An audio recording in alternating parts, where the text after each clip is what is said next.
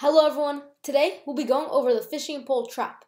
Now I think every chess player should be familiar with this trap because not only is it great for using it as black, but also if you're white, you need to not fall for it because unlike other traps, this trap doesn't win you a knight or a rook or even a queen. It wins you the game. It leads to a forced mate that cannot be stopped. And also, even if your opponent knows about this trap, and you can't successfully pull it off because they don't fall for it, it still leaves you in a pretty good position to continue the game and probably win the game. So this trap, like I said, it's you play it as black, which is why I'm going to be showing it in the perspective of a black side. So it's e4, e5, and then the Ruy Lopez opening, so attacking the pawn, moving out your knight to defend the pawn, and then going here and pinning the knight.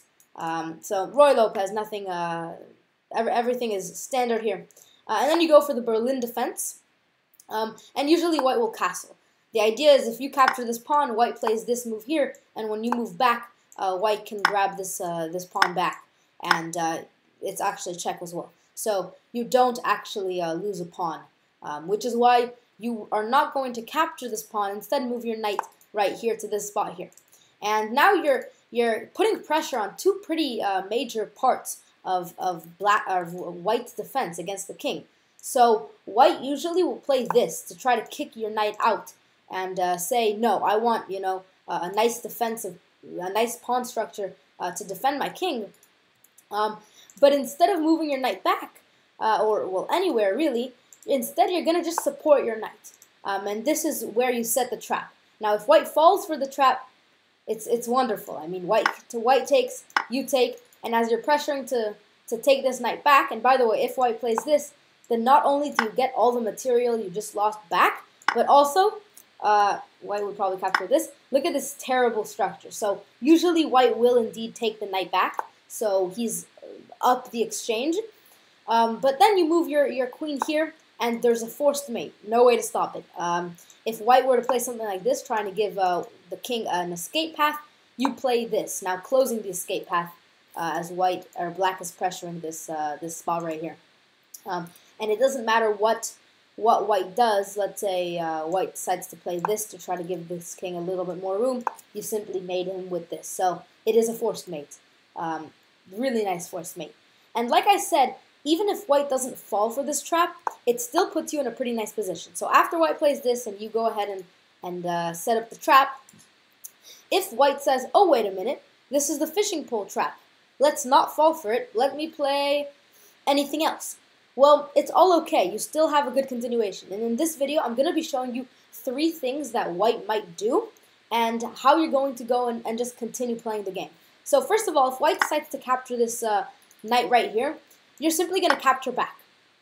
And indeed, you do have 2 stacked pawns, but they are in the nice position in the sense that whenever this pawn gets pushed up, you can go here and clear your double pawn structure.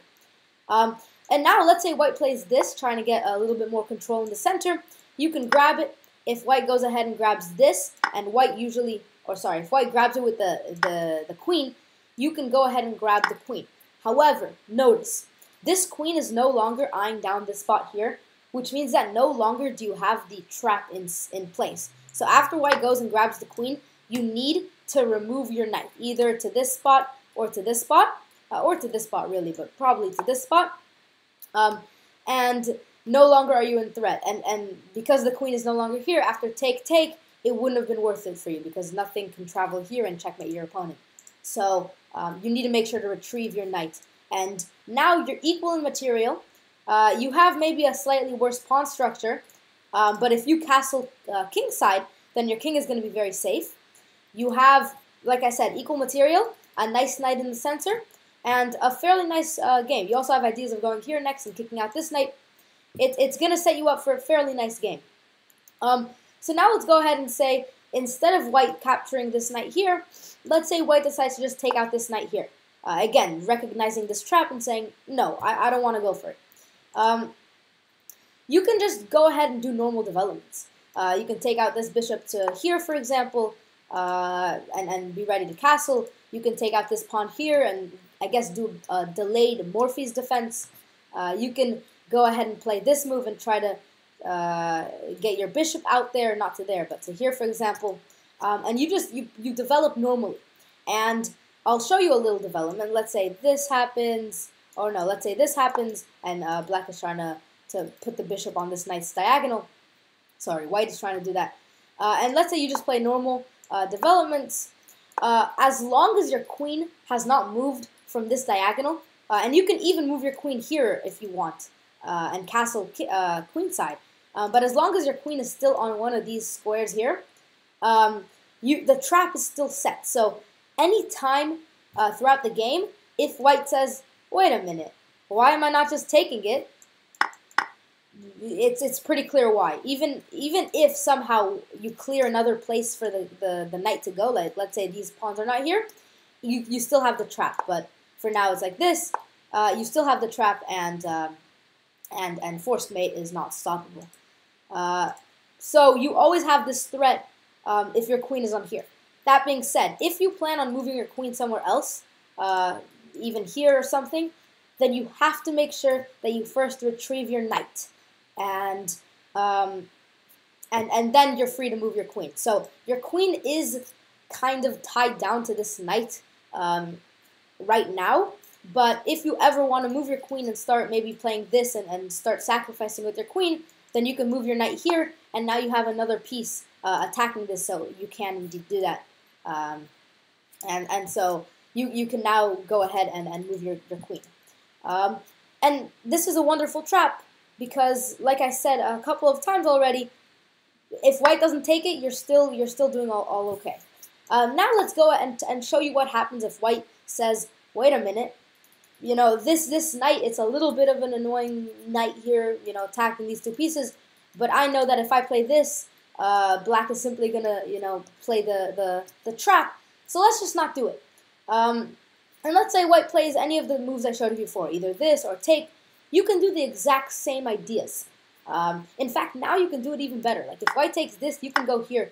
And then if white plays this, you can go and grab it. And now, after this whole trade happens, this knight, it can stay here. It doesn't have to go here because there's no threat. And you're doing actually fine. If you push this pawn here, for example, the knight will have to be pushed out. And as this bishop is supporting it, you can move your bishop here and castle next turn. So realistically, your developments are really fine, and you haven't lost anything by going out for the trap. So I would highly suggest to try to set up the trap, see if your opponent will fall for it, and go from there. Thank you guys for watching this video. I'll see you guys in the next one.